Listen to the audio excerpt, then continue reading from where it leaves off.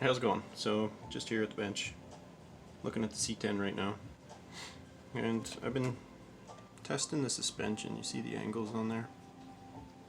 I'm noticing that you get more flex this way, but also when you're going downhill and you hit somewhere around there, just because of the angle of the shock, it literally takes all the weight off the back, and you'll go over a bump and the butt will just kick out the tail end.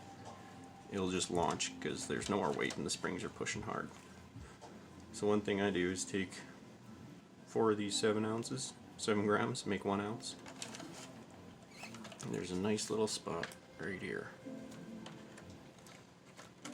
where that slides in perfect. It's only 1 ounce, but you get much steeper before that tail end kicks out. And it's less of a kick too, which is pretty nice for going over some bumps.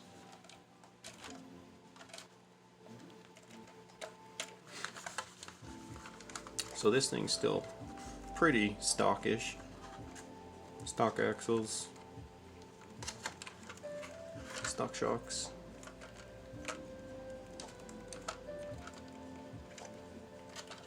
Tried to keep it relatively simple, but that's its max twist right there. Like, that's not much at all.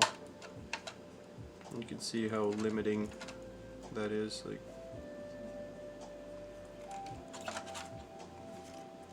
so I'm going to jail you over to show you just what a little bit of suspension can do.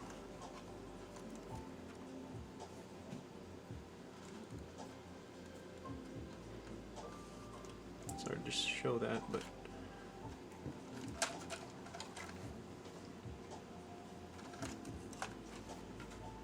so on the C10 it's not strapped, but on the Jeeps I have it strapped with 2 rubber bands up front, just tiny little office rubber bands, nothing max, nothing too heavy. Got them wrapped around the front of the frame there. Terrible camera guy, sorry.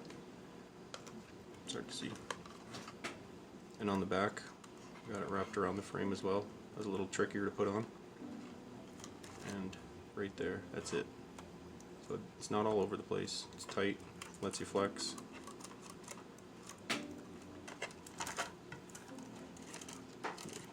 This thing has flex. I've been watching a few videos lately where these guys' rigs just have 0 flex to them. They got double barrels on them, but they're not working out for them. One thing that I'm noticing too is right up in here, there's a little O-ring. There's 2 of them on either side of these mounting spots. Take one of them out near the bigger side, small, it doesn't matter. Just take one of them out and you're going to gain so much more free flexing. Now it's not inhibited by those O-rings. So it will flex way more and with so much more ease. So there's some spots where you're going over and your truck is just like holding on barely. And without that flex, it'd flip, roll, and suck. So the double barrels are awesome. You just got to know how to use them. If you don't know how to use them, you're not going to like them. This little guy with its stock setup, cheesy painted rims to make it look a little more redneck. Rolled the windows down a little bit. I've been messing with the Baja claws. They seem to perform pretty nice on the carpet in there. They got these little gnarly bumps on the edges, which helps climb up some of those weird angles. The high racks are pretty good, but they don't have that gnarly little sidewall edge. Lip bump, whatever you want to call it. Piece of grip. Yeah, they're nice. This guy's set up pretty much the same way. Although the front suspension is a little different than the other Jeep. It doesn't go back as far or down as far. Its LCG is a little higher, but its twist is right what you want. Strapped, double barreled, all that goodness.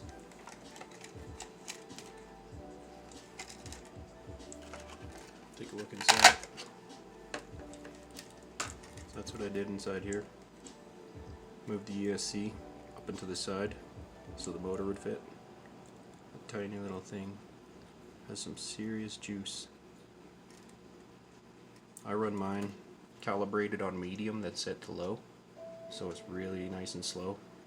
It makes crawling awesome. And then when you set it to high, the frickin' thing moves, but I never set it to high, or very, very rarely. Oh, I got a cat coming up here. Hey, tiny buddy, what's up? Oh, tiny buddy, what are you doing? Oh, tiny guy. Oh, he's tiny buddy. What are you doing?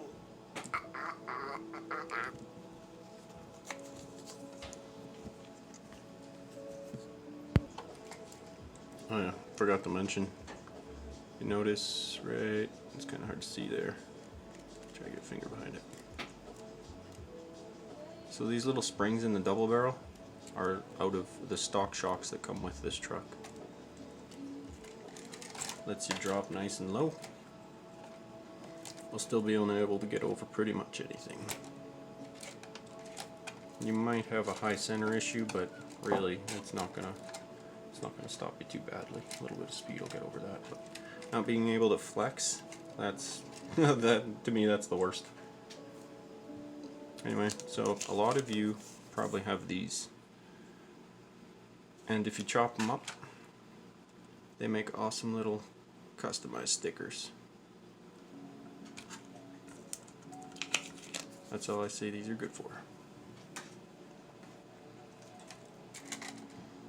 Ninja. Oh yeah, ninja.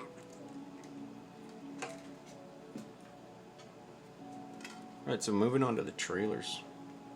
So we got this little piece of wire here. This is what I use as my trailer hitch. Alright, so to make the trailer hitch deal, take a little bit of wire, hook it onto here, find your length, get a nice twist started, let the drill take over, and you end up with one of these. It becomes really strong. Like, it doesn't want to move. Like, it's nice. I was trying it with just one piece and things so flimsy, it was terrible. Alright, on to the next thing here. So some of you guys might be looking at rock sliders for, you know, make it look cool and whatnot. I'll tell you right now, on these SCX 24s, they frickin' suck. They just prevent so much getting past. So they stick out like that, right? But they actually stop so many things. It'll get hung up on that like nothing now. Instead of having that little ability right there, just that little flex sliding just from stock, these things suck. You can get them, try them. I took them off within 5 minutes, 10 minutes. They're not very nice. There's one thing I'm not seeing people do either, is add little customizations like this to their truck. You get little tiny guns, whatnot.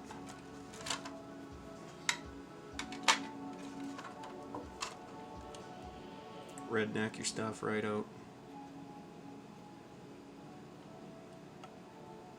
Just add a little double sticky side tape to that, and you're good.